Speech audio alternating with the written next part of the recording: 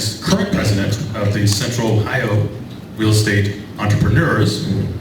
She's also the host of Public Radio's Real Life Real Estate Investing, and she's been doing that for over 15 years. It's a popular live weekly call-in program, top rated, and many of you have probably seen that. It's also as a iTunes podcast.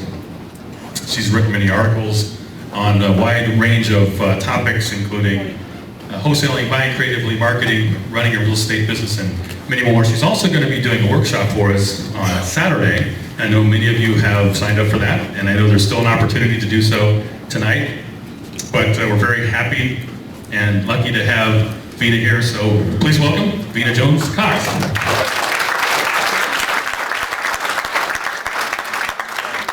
Hey everybody. It's a great facility. Yeah, last time I came and visited you guys, you were tucked in behind a hotel in a place that looked like a little bit of a scary neighborhood. And driving through this neighborhood, I was like, I live there, I live there, I live there, I live there. So good. And food. Nice job board. Yay. All right, we're set. Okay. So my name is Vena Jones-Cox, and I know why I'm here tonight. I want to know if you know why you're here tonight. No, no idea. Why are you here tonight? Why'd you come out? To learn something, okay? Make money? One person. So that's why she's here this evening. See me. Wow. You guys are setting your sights a little low here. I think if you're being honest and not being cynical and not trying to not be disappointed yet again, you're probably here tonight because you want to change your life. Yes? Yes? Yes, I think guys, there's nothing wrong with wanting to change your life. The way in which I'm going to try and help you change your life tonight is by teaching you about a strategy that can make you $10,000 a month in cash, working part-time, less than 10 hours a week. Does that sound good? Yes. All right. This is a strategy that allows you to do this without actually having to buy any properties. And my favorite part, without having to rehab any properties or manage any tenants. Does that sound pretty good? Yeah? Literally, this will change not only your life, but also your real estate business if you will just do what I tell you to do tonight and try it. Okay, I'm not asking you to walk out of here a wholesaling expert. You are not going to walk out of here a wholesaling expert. I've been doing this for 25 years. I hope it won't surprise you to find out that I can't tell you everything I know about wholesaling in the 90 minutes that they've given me. But I'm going to give you enough information to go out and just start taking step 1 and step 2 and step 3 and just try it and see if I'm right or not. Because if I am, it is going to change the way you live. How many of you are here tonight to make money? Who's here tonight to make money? Almost everybody. I'm curious about the rest of you. Okay, so I hope that you understand that there's only one person in this room tonight that's going to make money. And that's me. Because you understand that you don't make money by sitting in classrooms, right? That's not how it works. You don't make money by taking great notes and then putting the notes where the notes go at your house. How do you make money?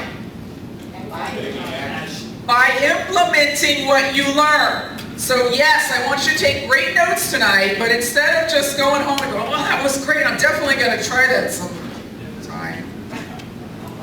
I'd like you to avoid wasting your time or mine this evening and take some actual action tomorrow. Can we all agree to that? If I give you some action that's non-threatening and small and just a one-step kind of thing, can we all agree to do that? Okay, wonderful. because I'm going to show you tonight how real estate or how wholesaling is working in 2016. Now, this is a different, if you saw me here in 2009, it's a different time, because it was a different market in 2009. In 2009, I would have been standing up here saying, the most important thing is build and nurture your buyers list, because deals are everywhere. And what you need to do is find the people who can actually pay for those deals. That's kind of flipped on its head now, isn't it? The buyers are everywhere. People who desperately want your deals. The deals themselves are what you're going to spend most of your time on. And in fact, on Saturday, day after tomorrow, the reason that we're doing an all-day session together is that we need half a day to do nothing but talk about how to find the deals. Now guys, I am a licensed real estate agent. In 2008, 9, 10, and half of 11, every single deal I did came out of MLS. Every one of them. They were 90% bank-owned properties. You could just throw offers at the wall, and the banks were like, you know, sure, we'll take 20% of what we were asking, no problem. Can you close this month? The market's just not like that anymore. In the last 3 years, I'm a licensed agent, remember, I have access to the MLS every day. In the last 3 years, I've done one deal that was listed. All of the other ones, you know, 125 other deals, all came from me reaching out to people that I thought might have a reason to want to sell a property and telling them that I might be able to help them. And that is what we're going to talk about on Saturday afternoon, is how you can do that, how to generate the deals. On Saturday morning, we're going to talk about how to take what we're talking about tonight, which is the process of wholesaling, and turn it into a business that can consistently wholesale a deal a month, a deal a week, whatever you want it to do. So like systems and other ways to close properties and things like that. So it's $30. $30 to come to that. If you are a member, if you're not a member, it's $35. And if you have signed up through today, and I know there's like 26 people who signed up through today, or you sign up tonight before you leave for that, I have a bonus CD for you called the 7 Best Ways to Find Wholesale Deals that you'll get to take home with you as a supplement for signing up. So 2016 different than 2015, 14, and probably 17. I'm going to explain what it is you actually have to know to be successful wholesaling in this market. One of the really unfortunate things about wholesaling is that there are a lot of people out there who don't treat it like a business. They treat it like a hustle. They could be wholesaling anything. It could be used cars, it could be aluminum cans. They don't care. They're just trying to throw a bunch of stuff at the wall and see what sticks. And it gives them, and to some extent wholesaling, a little bit of a bad reputation. Anybody aware that wholesaling has a little bit of a bad reputation? Or the wholesalers? If you're sitting in the front row, you can't see everybody nodding behind you. It's like a bunch of bobbleheads in here. Yep. And the reason behind that is that there aren't enough folks who take wholesaling seriously, and by that what I mean is they really learn the skills that you need to have to put good deals out there. Because if you're putting good deals out there, there are plenty of people who want to write you checks. They're not going to fight you about it. They're going to fight over it. So we're going to talk about what those things are, what those skills are. And it's not a huge set. It's not a huge set, but if you've been to one of these seminars where they say, hey, it's no work, it's all done for you. Don't worry, just get our software that buys and sells properties for you while you sleep.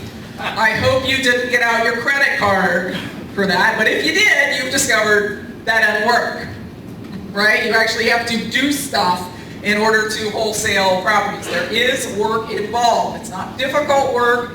It's not difficult skills to acquire, but you need to get them if you plan to do anything other than spin your wheels putting properties under contract that you can't sell. At the end of the evening, I am going to offer those who want to go the next step and the next step beyond that a home study course that is awesome. And I don't want anybody to get offended by that. I just can't tell you in 90 minutes everything that you need to know and give you all the stuff you need to go forward and do this. So I would like to make you a deal, okay? If I give away information for 80 minutes with both hands and just tell you just everything that I can tell you in 80 minutes about how to do this, will you sit still for the last 10 minutes while I'm talking about my home study system? Will you do that for me? Because, well, here's why. And groups have gotten into a bad habit about this in the last 10 years. You know, people get to the point where it's like, oh, well, you know, here comes the sales pitch, I'm out of here. Look around you, look how you're seated, and you may be sitting next to the person for whom this is the life-changing thing that they have been looking for years, and you get up and start to walk off because you already knew how to wholesale or whatever, and you walk across the person who's really trying to pay attention and listen, and plus it's rude.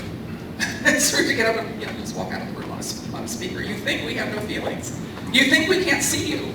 Getting up and walking out, they're facing you. All right, so deal? I teach for 80 minutes and you sit still for the last 10? Cool, all right. A little bit about myself. You heard the resume.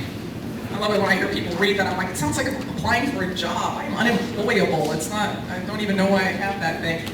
The reality of how I got to wholesaling is this. Growing up, I lived in a family of landlords. My dad retired from his full-time job when he was 49 years old. He had about 50 rental units at that time.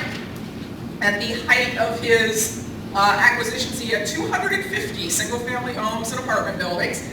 So that was what I knew. I knew that life. I knew that life of my dad telling people on television that he was worth $2 million and us shaking the couch cushions at the end of the month looking for gas money because that $2 million was all on paper, right?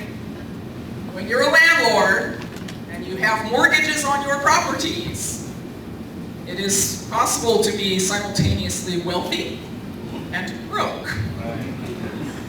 And that's how we grew up. You know, big birthday dinner, Red Lobster. That was like the expensive place that my dad would spring for. Vacations were wherever we had family. And yet he was worth millions of dollars. So, you know, on the one hand, I understood the long-term process of, you know, getting rich through rental properties. Because by the time I graduated from high school, and a lot of my parents' rental properties were paid off, then they were living well at that point. They were doing really good at that point because they had paid off their mortgages. But that took 30 years. It took 30 years. I didn't know any other way to do real estate. So I worked for corporate America for about 6 weeks. It was not a good experience for corporate America or myself. Left that job or got fired, depending on who you ask. And decided I was going to give the real estate thing a shot, but the only thing I knew how to do was rent properties. All I knew was to buy them, fix them, put a tenant in them, manage them forever and ever. And although that is a surefire path to wealth, it is also a long and slow and broke path to wealth. If you have to leverage your rentals, if you have to get mortgages on them, you don't make a lot of money on them until the mortgage is paid off, right? So the thing is, like, I didn't know anything else until 1994, and I went to a Cincinnati RIA meeting, and there was a guy there speaking about this thing called flipping houses. And he swore up and down that you could put a property under contract and without fixing the property or buying the property or managing the property, sell that contract and make $3,000 to $5,000 cash and just move on. And that sounded like the most illegal thing I had ever heard in my life. I mean, honestly, I could not get my brain around, but I don't understand the part about making money on something you don't own, right? Because all I knew was you buy it, you fix it, you hold it forever. Nonetheless, when that guy got to the end of the evening and had a 4-day boot camp in Chicago to offer, I went and took my 3 credit cards to the back and split it up amongst the 3 of them because I was a landlord. I couldn't write a check for that. I had to, pay it across as many credit cards as I had at the time. And went to the boot camp, and long story short, about 6 months later, I wholesaled my first deal. I made about $12,000 on it, on my very first deal, and boy, was that a life-changing moment. So for about the next, that was 94, for about the next 10 years, I did nothing but wholesale houses. I bought them, sold, I didn't buy them, I wholesale. And in 2004, I found myself in a bit of a tax problem. If you've heard of the alternative minimum tax, where you're not allowed to take any of your deductions because you made too much cash. And that I was completely unprepared for, and I started looking around and asking my CPA, like, how could I reduce my tax? And he said, well, you need to buy more rentals. And I said, oh my God, you gotta be kidding, are we back to that again? But it made more sense than paying a 6-figure tax bill. So I started buying rentals again, but this time it was different because I didn't have to manage them because I could afford to hire a property manager. I do not know who my tenants are anymore. They are names on a spreadsheet with a check next to did they or did they not pay this month's rent. That is who my tenants are. I could not pick them out of the lineup. I understand they sometimes need to be picked out of lineups, but they should not call me to do that. I don't deal with all the maintenance calls, right? All the middle of the night, oh, did I not tell you that my roof's been leaking for a month and now the ceiling collapsed? Those kinds of calls. Property manager deals with all of that. I pay cash for the repairs and maintenance, which is a huge difference. Used to be that if the roof went bad, the shingles went on the Home Depot card, and then they just stayed there until I could manage to pay it off at 24% interest, right? And sometimes myself or my husband would actually be up there nailing down the shingles because we couldn't afford to hire a roofer to do it because roofers don't take equity either. They want money to do stuff like this. Don't do any of that anymore. And I also have not been to a bank to get money to buy a house since 2007. I either pay cash or I have enough cash to entice the owner to finance for me. And most of the properties that I have bought in the last 5 or 6 years are either on 5-year or 8-year amortizations. In 5 to 8 years, they will be paid off. You know when properties make a whole lot of money? Is when you don't have a mortgage on them. I mean, think of any property you have that's not making money and mentally subtract the mortgage payment, see if it makes money now. If it doesn't, there was some huge problem. I don't know how you manage that, but I've never seen a property that wouldn't cash flow if you didn't have a mortgage on it. So wholesaling has done more than just allow me to have a great lifestyle. It has also really accelerated my path to true financial independence, because true financial independence is I don't have to wholesale anymore, right? True financial independence is I can walk away at any moment and somebody else is dealing with my properties and the checks would still get deposited every month and the repairs would still get done and I can be anywhere and it doesn't matter. So what changed here is that I heard about this thing called wholesaling. I got trained on it, and I went out and tried it. And it worked. It worked just like the guy said it was going to work. I realized that because the wholesale deals were so quick, so in and out, that I could do many, many more of them than I could do any other kind of real estate deal. I can do literally 10 wholesale deals in the time it takes most people to rehab and resell a property. So even if I'm making less on each wholesale deal, which I am, the guy who rehabs and rehab sells better be making more than I am. I can do a lot. I can actually make more money gross because I don't have to get involved in all that, bogged down with the contractors and the renovation and all of that sort of thing. The cash itself did change my passive buy and hold business. I mean, think about it. If you could generate $10,000 cash once a month, how long would it be before you could just buy a rental property for cash? Or before you could pay off one of the ones that you already have? And I gotta tell you, the biggest thing that wholesaling did for me in retrospect was it just changed my relationship with money. Because in addition to being landlords, landlords tend to be financially conservative breed of people. Just gonna put it that nice politically correct way and not say they're cheap.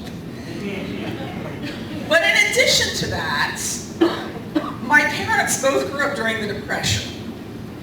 So they had that extra little, the world could all come crashing down and you must have money in the bank in order to protect your family from the time when 30% of people don't have jobs thing going on. And I will say they never came out and said to me, money is scarce, money is hard to get, money is something that you better hold on to, because if you spend any of it, it's hard to replace. But that was clearly their belief and their attitude and their philosophy toward life. And is that a way to become prosperous?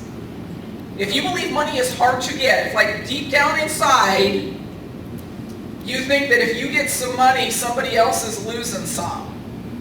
Or you believe that if you spend any money, it's going to be really hard to get it back. Is that a prosperity mentality, or is that a scarcity mentality? That's a scarcity mentality, right? And I had it. I didn't know I had it, but I had it because that was the message that I got growing up, as I'm sure many of us have, whether we realize it or not. Once I had been wholesaling for a while, and by a while I mean 2 to 3 years, and I realized that any time I wanted money, I had the ability to get it. And not only get it, but people were happy to give it to me. I wasn't like taking it away from them or dragging it out. They were giving it to me because they were getting something that they valued. It was like a light bulb, a ray of sunshine coming from the heavens, angels singing. It was this amazing moment that I realized I didn't have to worry about money. I didn't have to be anxious about money the way I had always been taught that I should be. And the day this really came home to me, and for a moment, my mother, although it didn't last very long, I was talking to my mom one day, and it was in the late 90s, early 2000s. I've been wholesaling for 6 years or something like that. And she called, we're talking on the phone, and you know how moms are, they want to tell you stories about people you have never met in your life, really detailed stories about what's going on with their friends. And she was telling me about this woman she knew from church who was an immigrant from Kenya. She was here on a refugee visa because where she lived in Kenya, I guess Christians were being kind of persecuted, and she had 2 kids that she had to leave there. Can you imagine fleeing a place where you're afraid you're going to get killed and having to leave your kids behind? I mean, horrifying, right? And so my ears are perking up, and she said, well, she finally got a visa for her kids, and so now we're raising the money to buy the plane tickets. And I said, you're raising the money how? And she said, well, we're going to have a bake sale. I said, how much are the tickets? And she said, well, they're like $6,500 a piece to get from Kenya to the U.S. And I said, you're going to raise $13,000 selling cupcakes to each other? This doesn't sound like a really entrepreneurial plan, Mom. And I said, wait a minute, let me go online and see what Delta's charging for this. And sure enough, it was $13,000 bucks. And I said, Mom, you know what? I'm just going to buy this lady these plane tickets. I need her kids' names. Apparently they want their visa numbers. I need all this information. Just give it to me and I will buy the tickets. And she said, you can do that? And I said, Mom, you know that wholesaling thing that you and Dad don't really approve of that much? It's going really well. And yes, I can afford to do that. And and I did end up buying Stella's kids the tickets, and they were there 2 weeks later. Like, she hadn't seen them in 3 weeks, and they were there 2 weeks later with their mom. I don't know how long it would have taken the church to come up with $13,000, but I mean, how many of you seen a situation like that where you were just like, if I could write a check, I could solve that problem, and I would absolutely do it, but the problem is I can't write a check. Who's been in that position? Lots of people. Yeah, so it's not that $13,000 is nothing to me. It's that I know I can earn it, right? It's like that's 1.5 to 2 wholesale deals, and I do 1 a week. So I'm not that concerned. I'm more concerned about that woman being reunited with her children than I am about $13,000. And that's what I mean by knowing that you can create this income at will changes your relationship with money. You stop thinking, what is spending this money going to do to me and my family? Because you know you're going to get it back. Doesn't matter.